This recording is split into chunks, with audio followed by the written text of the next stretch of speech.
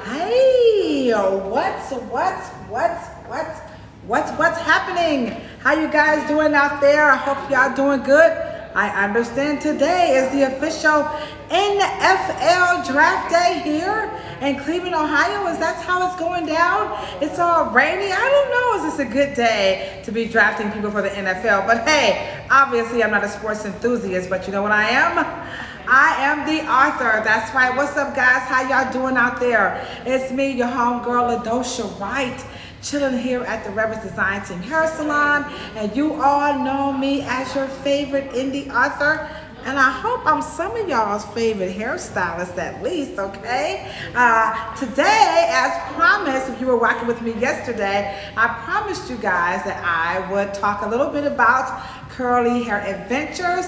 And of course, you know I'm the author of What They Don't Tell You at the Hair Salon. And don't forget, by the way, if you are going to need some help with your hair at home, there's no better way to work with your hair at home than with a journal. Because a lot of times the problems that we have with our hair, a lot of it is because we don't understand it. We haven't taken some time to get to know it, and we're just, you know, grabbing pictures, we're Googling images, we're on Pinterest, we're on Instagram, and we're going to hair salons saying, make my hair look like this, you know what I'm saying? And so that doesn't always work out for everybody. So a hair journal is a wonderful way to, like, you know what, let me take some time to get to know my hair first, all right? So that's how it's going down. So if you want your very own free copy of your journal, all you have to do is just email me, Kilolo, at LaDoshaW. That's LaDoshaW at yahoo.com, and I will email you your very own hair and scalp journal. Now, the hair and scalp journal is pretty cool. A lot of people are like, I don't know if I want to journal about my hair. Now, remember, this is particularly for people who are really struggling with how to care for their hair themselves. Maybe you're on your way to college. Maybe you just got a new job, you know, and you just really need a better understanding because you're just tired of spending all this money in these hair salons. And then when you go home, it's just like, I'm trapped. You know, I only look good when I go to the hair salon. And that's just not realistic. You know, you can't only look good when you go to the hair salon. You can go to the you can look good whenever you want to. It doesn't have to be when you pay somebody. But to have a better understanding and to increase the likelihood of achieving that goal, you know what? A journal can help you get there because there's more to styling your hair than meets the eye. So what's going on? Hey, what's up? I'm so glad y'all always come back and join me. I appreciate you guys so very much. So I'm just telling you a little bit about my hair care, just to keep it 100. I was doing a customer's hair the other day, and she really thought like what she saw before her, like I just woke up like this, and I'm like, girl, no. You know, people are like, oh, your hair looks so nice. So this is a true story. It takes me 2 days to get my hair to look like this. When I first wash my hair, it's like bush, like, it's like Shaka Khan, right? So it takes me about 15 minutes to shampoo my hair. I typically do it in the shower because going over that sink and then coming back, it's too much like work. Okay, that's one. Two, I do, when I'm in the salon, I'll rev air it. So I've been having my coworker shampoo it here. I use the rev air. I don't have the rev air at home, and I don't bring it back and forth because that's too much like work. But at home, I'll use the blow dryer. If I'm at the salon, I'll use the rev air. So the blow dryer, it takes me about 15 minutes. The rev air takes me about 10 minutes, but it's still like, you know, bush. Then I have to section my whole head off, and then I have to flat iron it straight just to get the bush out, okay? Then I have to tie it down, then wake up the next day and then bump it, you know, to put a little bump to it so it just won't like be poker straight, because I want just like a little cusp to it. So people think that, you know, hairstyling is something like you just get up and you just go. Even if you have like a short hairstyle, or like my hair is considered like bob length or shoulder length hair, you know what, all hairstyles take a little work. And so the expectation of having a hairstyle that you don't have to do, it's really, it's unrealistic. And so I know that for at least, I can't speak for y'all. Thank y'all so much for joining me. I know for a fact that when it comes down to, looking for a hairstyle that you don't have to do, it's just not going to really happen. You know what I'm saying? Because when you go to sleep, guess what? Your hair is all messed up. You know what I'm saying? And then if you exercise and so much more. So there is no hairstyle that you can really get away from. It's just not going to happen like that. You know what I'm saying? Okay? And so I just want you guys to understand that, because people are almost always looking for hairstyles that they don't have to do. I want to style, like, give me a rod set so I could just wake up and go.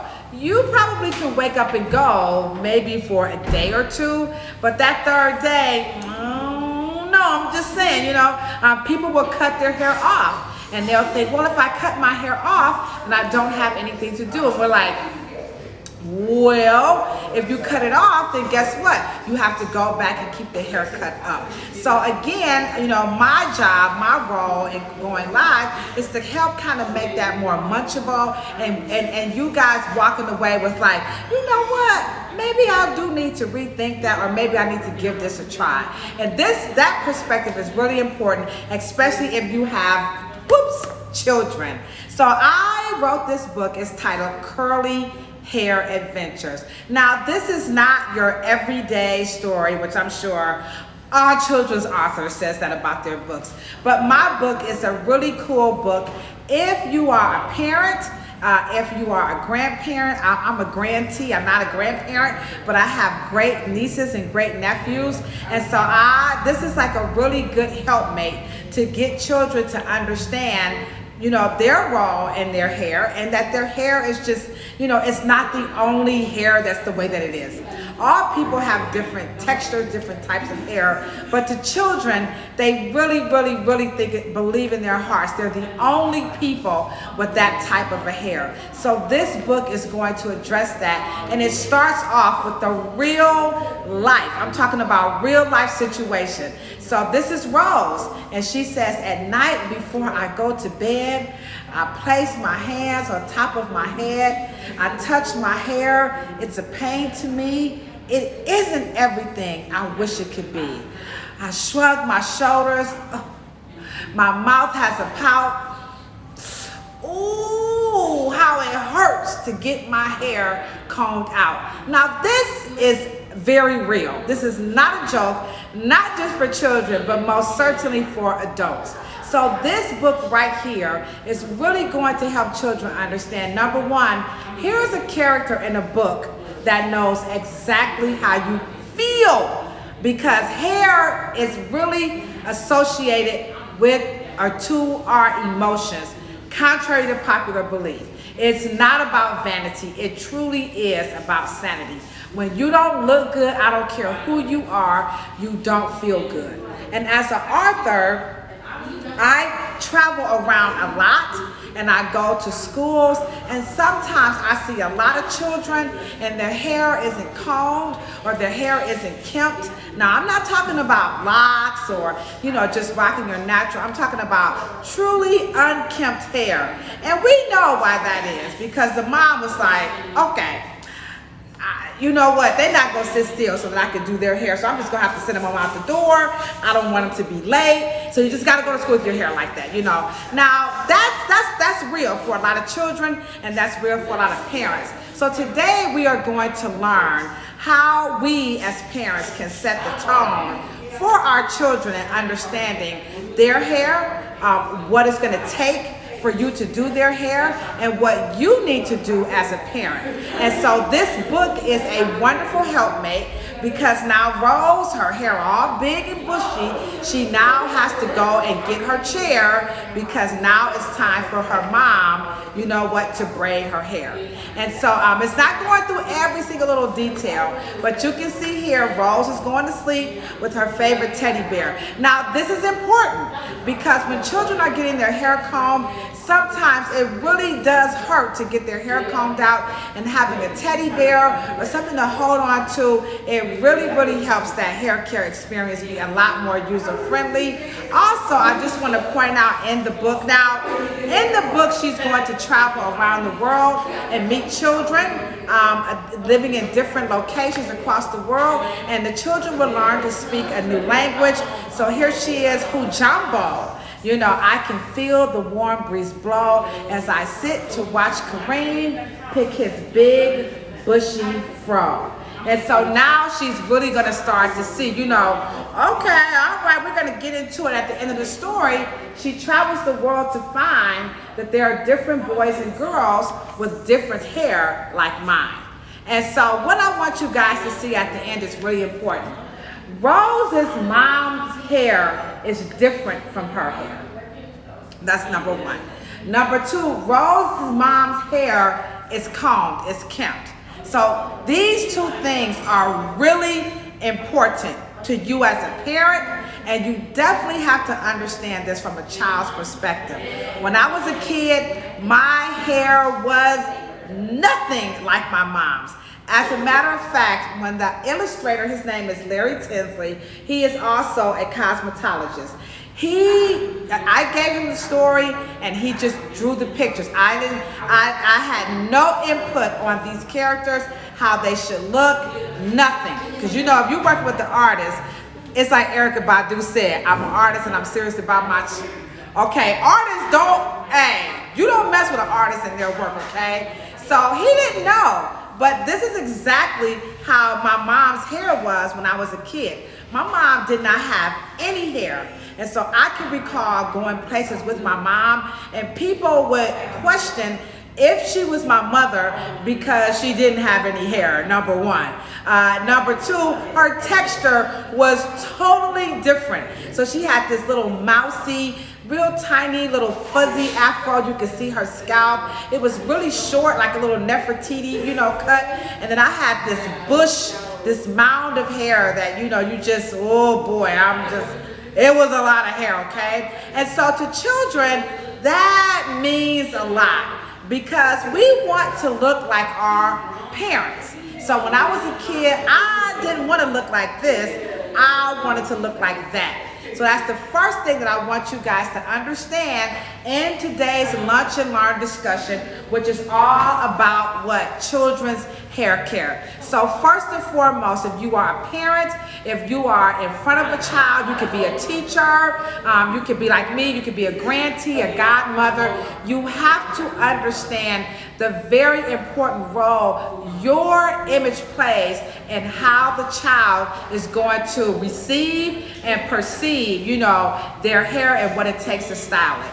Now, I'm not saying if you wear wigs and weaves and braids that you're sending your child a bad message. I'm never going to say that. But what I will say is if your child does not see you in that process, then they're not getting a understanding or a solid foundation of what it takes or what it took for you to achieve that look. And so children, they have huge imaginations, right? So children's imaginations will be all over the place about how you got your hair to look like that. So if you are a lover of wigs, weaves, hair additions, it's important. Even if you have a son, let your children see what you are doing to achieve the look so your child can understand the process of hygiene. It's not about, I don't want my son to see. No. Remember, parenting, okay? Who's the parent?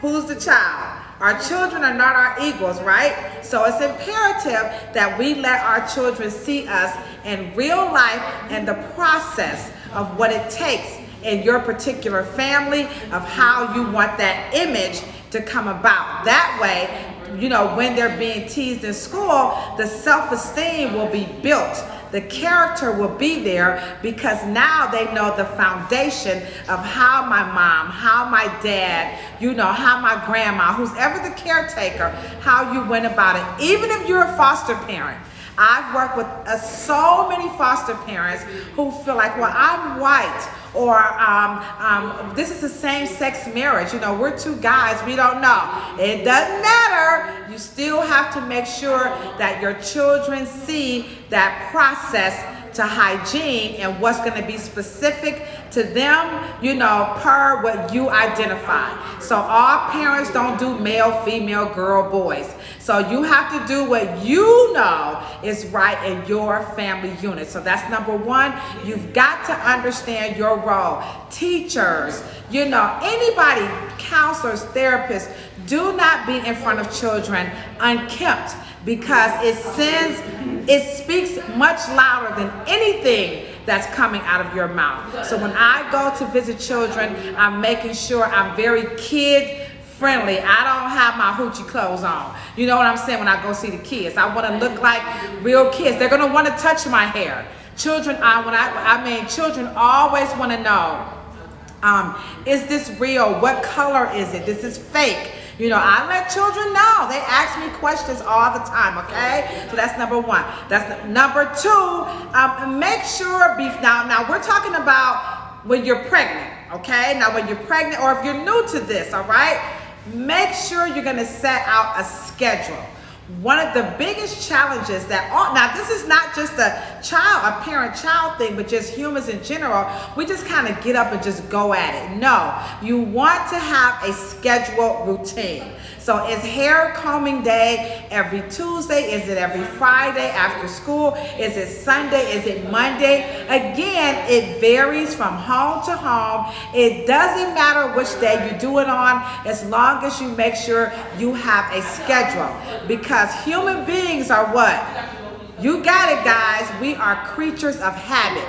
So if you do not incorporate a time for hair styling when it's time to get it done, children are not upset about getting their hair done because it hurt or because it takes a long time. It's because you interrupted my fun. So fun could be eating, fun could be playing video games, fun could be watching TV, fun could be anything to a child. It could be digging up their nose. You know how children are. They like anything that's just all about what? Me, self. You see what my t-shirt says? Love yourself. So children epitomize, you know what, loving themselves, because in their mind, you know what, it's all about me. So to give your child a well-rounded, you know, self-esteem and that good character, make sure that you are setting your hair care, your braiding, your washing, your picks, you're picking out when the boys go get their haircuts. Please give them a schedule. Don't make it random,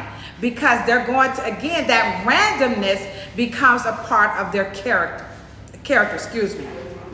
So when it's time to look good, then the kid will be like, that ain't me. I don't want to wear a suit.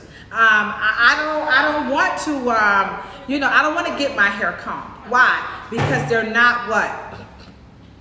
In the routine. They don't have the schedule. So make sure you incorporate a schedule for yourself, and make sure you incorporate a schedule for your child. So even if your hair day is different, so dads, if you take your children to get their hair cut on Mondays or Tuesdays and you get yours done on Friday, make sure you're verbalizing, today I'm going to get my hair cut, and Sunday you're going to get yours cut. Mom, today I'm getting my hair braided up, or I'm going to wash my hair, I'm going to tighten up my weave. Thursday, you're going to get your hair done. Again, so the children can see, because remember, number one, you are the role model. Children don't want to look like LaDosha. They don't want to look like Beyonce. They want to look like their parents, even if the parent is a father, even if the parent is a woman, or it doesn't matter. Children want to be around what they see, okay? All right, number two, your products. Make sure you are using products that are kid friendly. The biggest mistake that I see in hair care with children is that parents want to use on their hair. No, they want to use what they use on their hair on their children's hair, and you can't. Number one, most of the times it's going to irritate. So when you spray stuff and you put stuff in children's hair and they start scratching, and you like, stop that, be still. Hey, no, it's real. It's a real live allergic reaction. So don't use adult products on children's hair unless the product says it is safe for children. So shampoos typically for children, the pH is like 5, and that is the pH in the eye, the tear, so that doesn't burn. If you use adult shampoo on children's hair, it's going to burn, and you know what? That's not giving the child a really good experience. Now, I know what you're probably thinking. I ain't about to be spending all no money. It's your children. You know, this is not your dog. This is not, well, I don't want to say that because we got some dog parents probably watching, but you know what I'm saying? It's your baby, it's your child. So even if it's just Johnson & Johnson shampoo, at least until the child has the concept of keeping their eyes closed so that it doesn't get in their eyes. And that varies. Some children get it at 5 years old.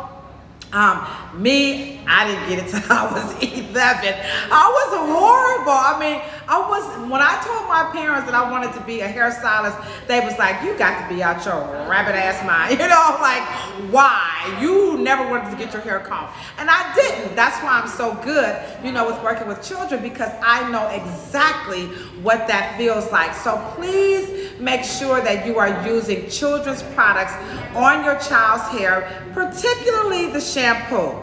Also, don't torture your children with instant conditioners. You know what? Use a leave-in conditioner. So I like Satin Tame by Deca Plus because this is unisex, it's for the whole family. It doesn't matter what your ethnicity is, your texture is, what language you speak, your religious background, you know, if you're anti-pork, you know, no animal byproduct. This one got you faded, okay? So everybody, you know what? The Satin Tame is great for the whole family, and it's multifaceted. Now, I don't know too many products that are as multifaceted as this one. Now, some people are like, well, what about organic? No. Organic products are not going to be good for children with textured hair because the pH is it's at 7. And 7 is neutral. And with textured hair, you need the pH to be lower so that you can soften the child's hair and you can comb through it. So organic products, while it might be safe for like their skin and their internal organs, if that's your motivation for using organic, it's going to wreak havoc, particularly if they have true Afro hair, okay? Textures that are a little softer, maybe you can get away with it, but for the most part, no. And by law in the United States, for any hair care product to be with the seal organic, the pH has to be 7. So if it's not 7, it probably ain't organic, okay? All right, so this is also, it's great for like sun, you know, putting your kids out in the sun. You can spray that deodorant. You know how you take your preteen sons? Preteen boys hate deodorant. As a matter of fact, all preteen boys don't ever want to wash up. We're talking about, you know, 9 to like 16. They're like, I don't want to put deodorant on. Give them this and say, boy, come here. Spray their asses down, okay? So here you have a product that's good for the whole family. It's multifaceted. It's good for in the sun. It helps get the sand out of hair because kids are going to get in the sand. Also, for those musty preteens, don't want to put deodorant on, you can smell them. Come here and get them real good, and also teach them. So again, if you're doing your part, then the kids will do their part. This is not an easy transition because we know children fight hygiene. It's the nature of the beast, okay? Your kid is the only kid. My kids, I used to spray them down with the water hose.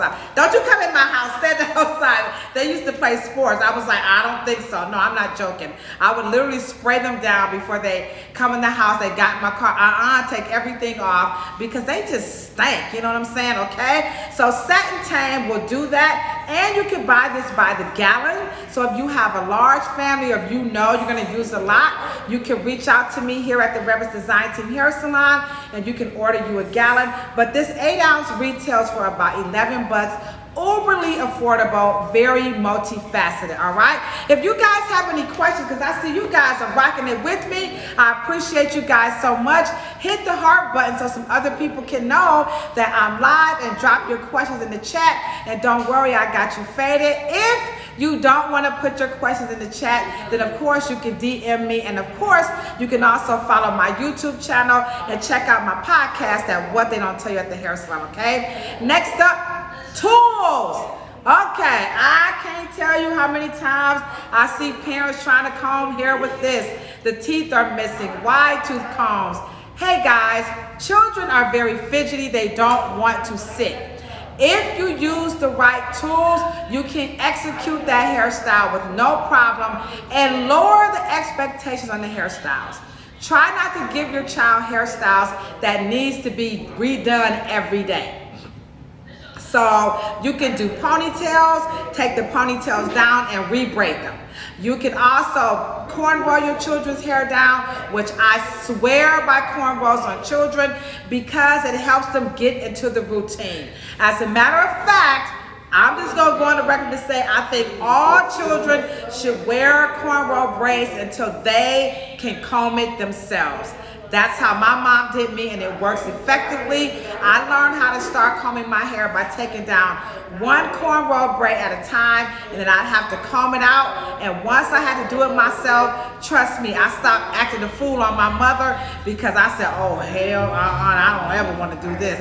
So I started to sit still like I was supposed to, because once I realized this is what my mom is going through, then I stopped being such a big sissy. Some kids will probably cry anyway, and I don't know, parents don't call their kids sissies anymore, but when I was growing up, we used to call our kids sissy, okay? My mama called me a sissy, okay? But I don't recommend that you do that, okay? But you still have to get your child to understand their hair is their responsibility. So you have to begin to engage your child into their hair care, boys included. So if you have a son and you're cutting the hair low, you're gonna start off having your son, you know, brush his hair every day. He could be in the bathroom with you. My parent used to do like the check before we go out the house. You know, like come and let me see you before you leave. And so she would give us that gap in case she had to redo a ponytail or something. So we definitely had that awkward stage. You know where the ponytail was up here. I think all kids go through that. Don't be ashamed. That's normal. You know, children aren't going to get it just right, but the goal is to get the child involved in their hair. As a matter of fact, all children who come to the Reverend's Design Team Hair Salon, they have to learn how to do their own hair. I know, like, no, I'm not joking. As a matter of fact, that's why parents come here. As a matter of fact, that's why people come to our salon. We are a teaching salon. So all people who come to us are truly interested in learning how to do their own hair. Can you guys not HN?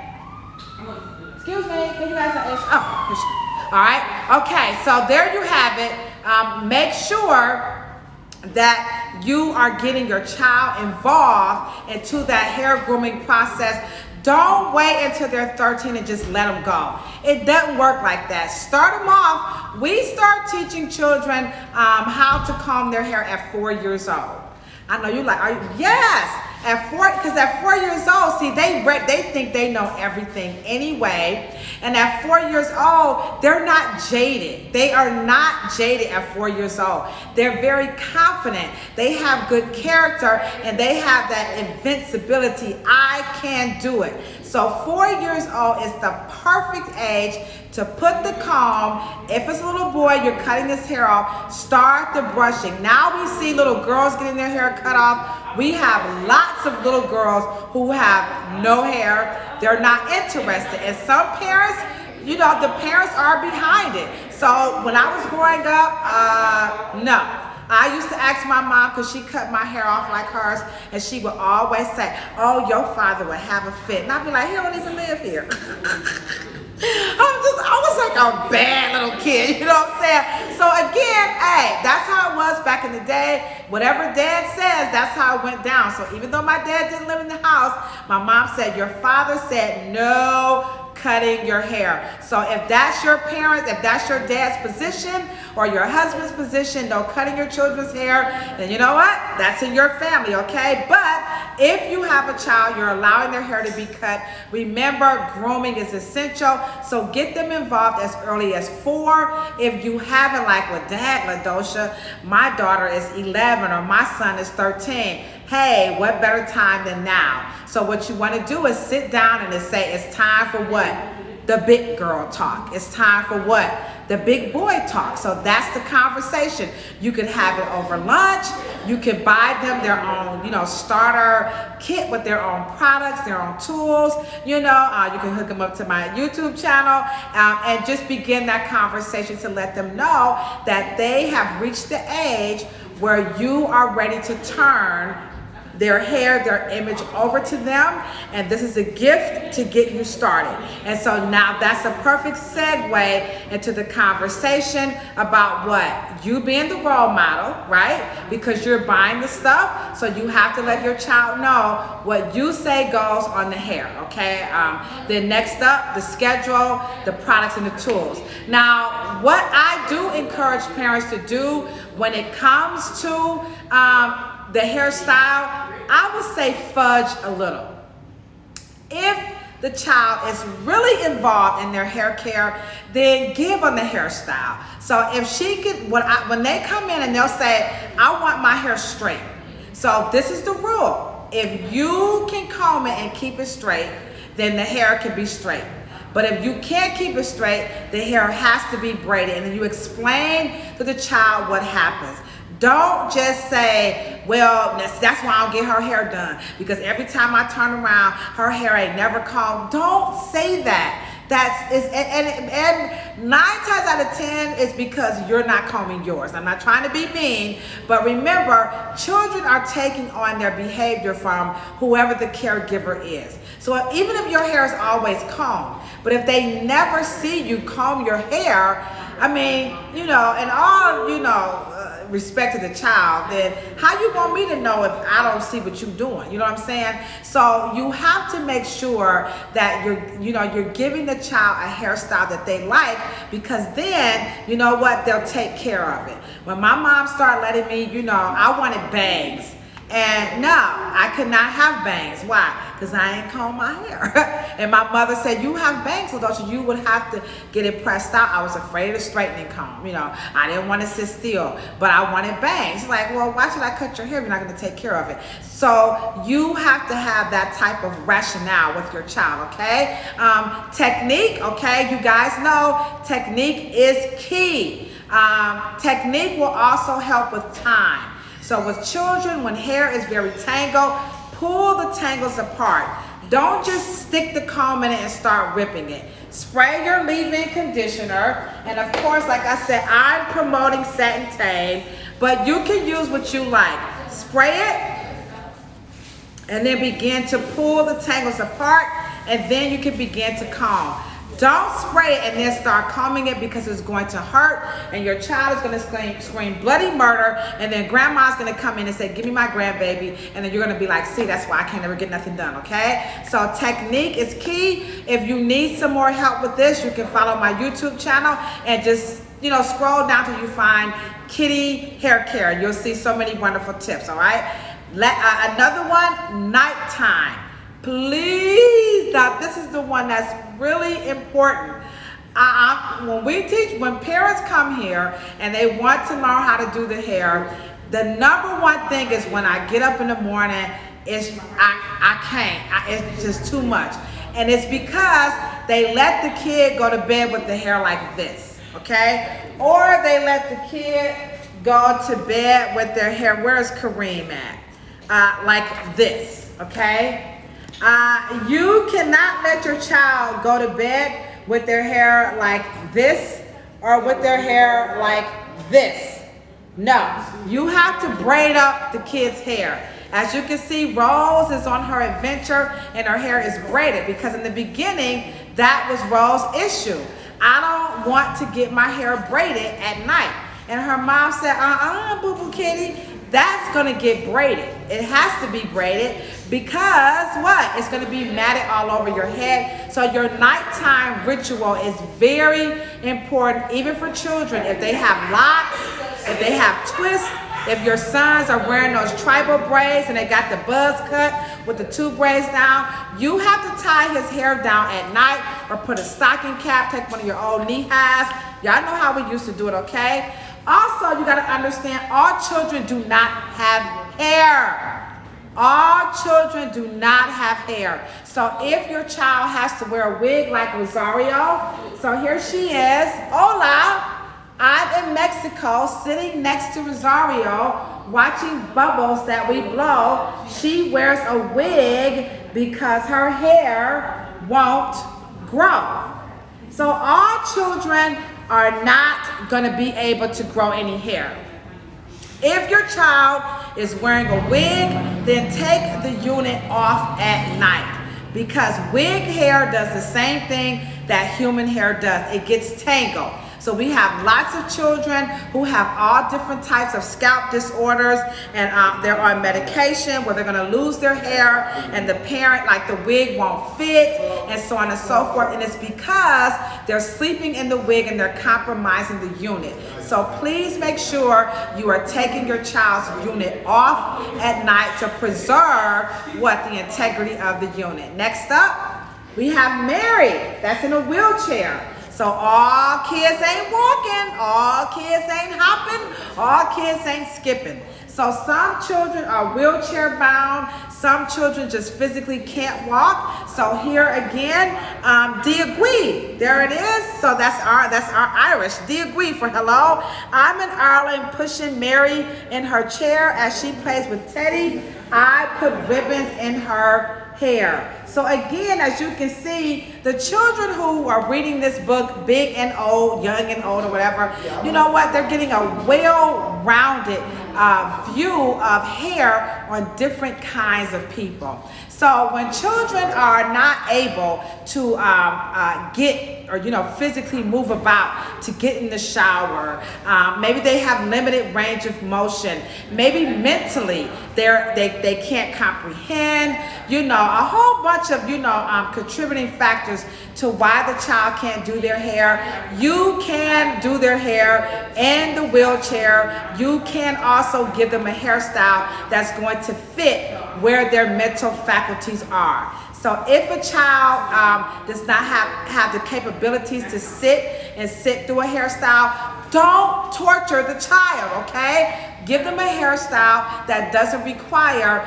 that type of, long sitting and tedious, work, because mentally they probably can't, if they can't do it, all right? Okay? And then at the end of their dream, guess what? She's no longer afraid. So when she wakes up, she touches her cornrow braids, and to her astonishment, to her delight, she is no longer afraid. She's traveled the world, and she was sure to find, she was glad to find, you know what? It's not even about hair after all at the end of the day. She was like, you know what? It's just okay to be different. It doesn't always have to be about hair. So now her hair, there she is where she started off at the beginning, okay? Because it's a reality now. Remember, she fell asleep, okay? So now in reality, she's back with her mom, and now she's getting ready to go to bed. And she says, you know what? I can't wait. I cannot wait to go back to sleep, because she want to travel the world to find how many more boys and girls have different hair like mine. Isn't that a cool story? You have to admit it is a cool story. And then at the end, check this out. Look at that. So there's a poem that the kids can recite. Mom, dad, grantee, auntie, foster parent, adoptive mom, you can say this poem too. You ready? I am special. I am smart. I can be anything I want to be. I love myself. I love my hair. It is a unique part of me. That's a wonderful, wonderful poem for everybody in the household to practice and learn it and say it. At least some aspect of it. And then they can put a picture, or they can draw a picture of themselves, and then there's some blank pages at the back. Their hairstyles might change. You know what I'm saying? They might want to keep the story going. So this is a very cool book, and I hope you all have really enjoyed the topic of children's hair care using my book, Curly Hair Adventures. And then, like I said, just to run all the way through, I got my notes here. First and foremost, parents, you are the role model. Always remember that. Number 2, give your children a routine. Number 3, have kid-friendly products. If you want to use something for the whole family, I'm going to recommend the Deca Plus Satin Tame because it's multifaceted. And I know what you guys are saying. You ain't gonna recommend yours? No! Remember, hair care and hairstyling are about what? The right products, the right tools, and the right techniques. Just because my name is on it, don't mean it's right. So in this instance, I'm going to recommend the Satin Tame because it's for the whole family and it's multifaceted. You can put it on their skin. It's good for deodorant, okay? Achy, you know, ashiness, you know, just get it, okay? Also, tools, technique, a nighttime routine, and then last but not least, bring your kid into their own hair care and hairstyling routine, all right? Okay, guys, I think that's it. I got to get over on Facebook and do the same thing a little bit later. So if y'all want to catch me on Facebook and repeat this, no problem. In the meantime, I will see you tonight at 7 o'clock. That's right, on My Rev Air. You know what they doing, y'all? You got it. They are giving away another one of these bad babies. And if you have a kid at home, this is something you gonna want. Like, you know what? I think I'm gonna need that for my kids. So come on and join us at 7 o'clock, and we're going to be talking about health and hair, food and hair. And you guys know that I am a foodie, all right? So don't forget to love yourself, all right? Love yourself, and you'll be teaching your kids some pretty cool stuff, all right? Love yourself, all right? Peace, love, and hair. And if you ain't got no hair, then don't forget, rub your beautiful bald head. You guys, y'all rocked it out with me. Thank you, class. It's your girl, DiGiorno, Andrea, Billabo, Sweet Creations. You guys, y'all rocked this out with me. I appreciate you guys so much. Deuces.